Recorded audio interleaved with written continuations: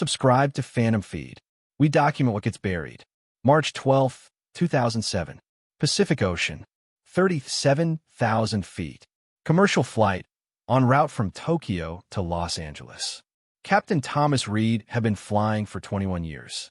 He had logged 14,000 hours. He had never filed an incident report that was not routine. At 2:47 a.m., he saw something outside his cockpit window. He described it as a vehicle. His word, vehicle, not object, not light, not anomaly. A vehicle. Approximate size. Comparable to his aircraft. Approximate speed. Identical to his aircraft. 560 miles per hour at cruise altitude. It was flying parallel to him. 40 to 60 feet off his left wingtip. He called his first officer over immediately. The first officer saw it. Reid contacted air traffic control in Honolulu. ATC confirmed they had no secondary traffic within 40 miles of his position. Nothing on radar. The vehicle, Reid's word, flew in formation with his aircraft for 11 minutes and 14 seconds. He noted the time with precision because he was watching his instruments throughout. At 2:58 a.m., it was no longer there. No departure, no acceleración, no banking maneuver. It was present, and then it was not. Reid landed in Los Angeles without incident. He filed a standard incident report within 4 hours of landing, as required by FAA protocol. The report was processed by his airline's safety department. Standard procedure.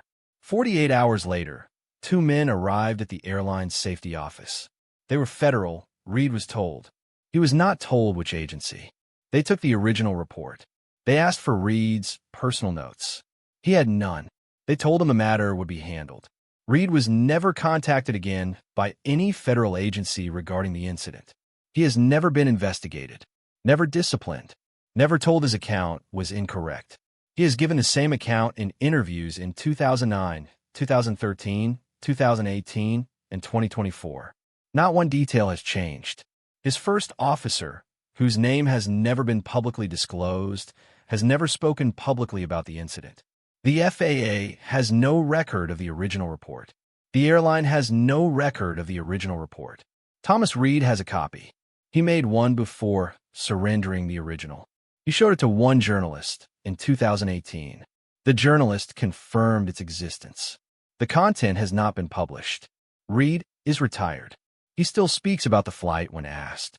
He says the same thing every time. He says, "I know what I saw.